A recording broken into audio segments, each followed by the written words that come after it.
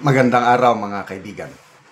Bigyan natin ng reaction, opinion ngayon itong post ni Sas Rogando Sasot. Tungkol ito sa pahayag ni Pangulong Marcos Jr. na siya daw ang nag-expose sa katiwalian sa flood control project. Hindi pumayag si Sasot. Minura siya ni Sasot. Ito. Si BBM daw nagpasabog ng anomalya sa flood control. Incorrect! Ako rin, ganyan eh. I do not agree na hindi siyang nagpasabog. Right after BBM made bida-bida the 5,500 flood control projects in his SONA 2024, the people of the Philippines, yan ang tama, ang taong bayan ang nagpasabog. The people of the Philippines immediately raised the issue that this is fake. I actually exposed a lot of flood control projects that got bugged by construction companies of congressmen. My page for the motherland was mass reported for impersonation. Hence, I lost it. That was in October 2024. The BBM admin was so busy in removing Sara from the power equation, etc. Yet, people kept exposing the anomalies in the flood control projects. What did BBM do during the time? He kept giving excuses. Nabangga ng barko. Malakas ang hangin. Merong flood control projects na overwhelm lang. Dinidepensahan niya eh. Pinagmamayabang niya. Ibig sabihin, bilib na bilib siya sa report ng DPWH, Secretary Bunuan noon. Bilib na bilib siya. Then now, he is trying to be a hero. Siya nagpasabog. Taina. Mura na ito. Inibinala niya. Taina. Hindi siya ang nagpasabog. Sabog lang talaga siya. Grabe. Tignan natin. People who reacted. 20,000 people nag-react, 10,000 ang nag-like, 9,600 ang tumatawa. So, sinong tinatawanan? Si Sasot o si BBM? And then, 236 ang Okay. Magbasa tayo sa mga comments.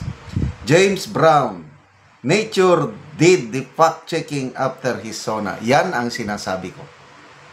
Yung Bagyo Katrina, that was God's act of exposing yung anomalies nila. Kasi kung walang mga bagyo na dumaan, hindi nagbaha sa iba't ibang panig ng mundo, baka tuloy-tuloy pa rin ang ginagawa nila na pagkulimbat sa kaban ng taong bayan. So, it was an act of God. It was God. Hindi natutulog ang Diyos, sabi ni Senator Bato de la Rosa after na nagsalita itong si Saldico. It was nature. Dahil sa nature, kita ng taong bayan, kaya ang taong bayan ang siging kaputakti sa kanila na nasaan na. Nandyan, na-overwhelm lang, nabangga ng barko, malakas ang hangin. Ganon. Tapos, nagmayabang ba? Sila daw ang nagpasabog. Ano ba kayo? Mahiya naman kayo.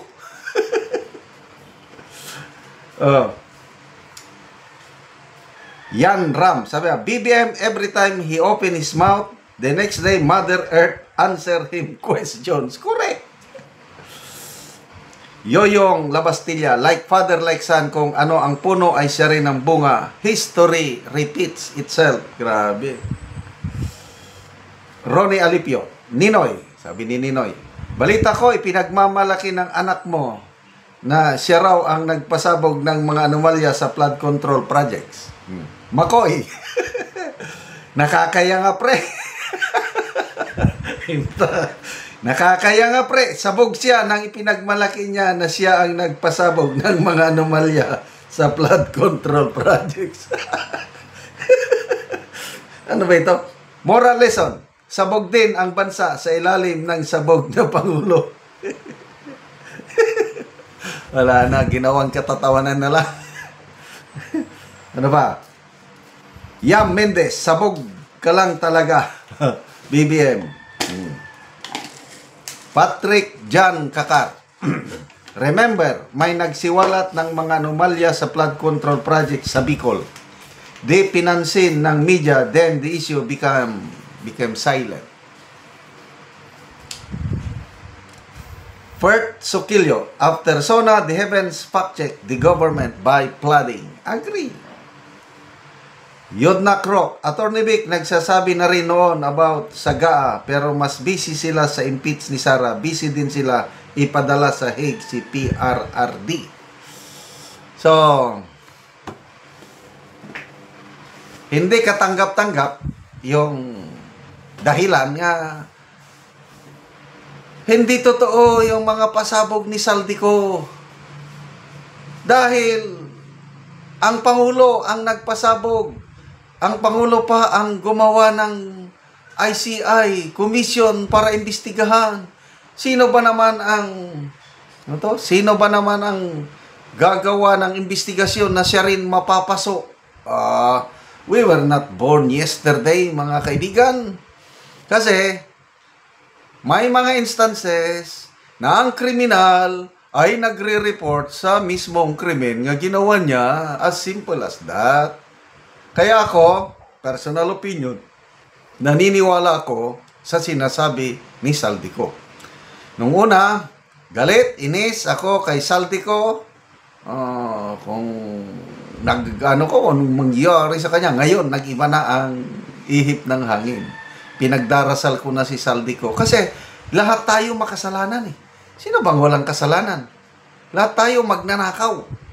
Ang importante, aminin natin ang ating kasalanan, humingi ng patawad sa Diyos at papatawarin tayo ng Diyos. Yan ang nakikita ko kay Saldico. Umabot na yung punto sa kanya na repentance. Kaya, kung ano ang nalalaman niya, sinasabi niya na, and I believe nakakagaan yan ng kanya. We expect more pasabog. Okay, may part 3 pa yan, may part 4 pa yan siguro. So let's pray kaligtasan ni Saldico para malaman natin ang katotohanan sa ginagawa nilang pangkulimbat sa kaban, pera ng taong bayan. Okay, salamat mga kaibigan sa inyong pagsubaybay sa ating channel. Nakakatulong kayo ng malaki sa tribong Talandig ng Bukidnon dahil ang income natin sa channel na ito pantulong po sa tribo. Namimigay tayo ngayon ng livelihood assistance sa kanila, nagpapatanim ng saging lakatan at Arabica coffee. Panoorin nyo ang video na ito. Buntag na anak ko diri sa kapihan ni Aldi, so magabono siya sa iyang kape. So muna ni ang itsura sa iyang kape nga duha na kabulan gawas nga hinlo, tambok pod ang iyang kape. Guman og abono pagatabunan.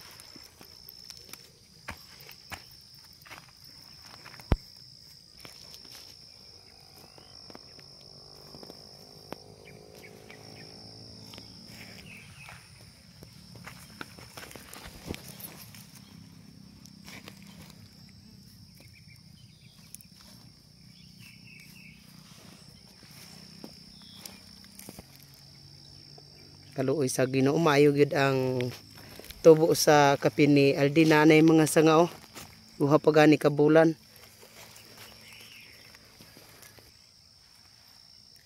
O karon human sa pag-abono maga-spray na sad.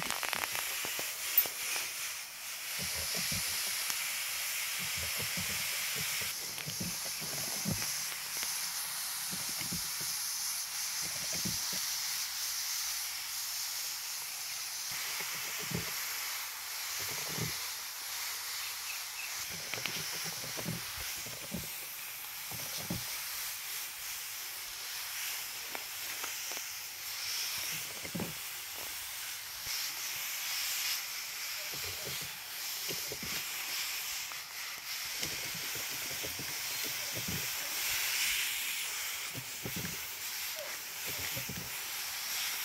sa Ginoo ug sa nagsuporta. Hinaot pa nga maprahan pa ang ilang pagsuporta aron mamong among kape nanami ikakuan sa among kalisod nga makatabang sa mua. Oo. So, salamat. Oo, so salamat kayo.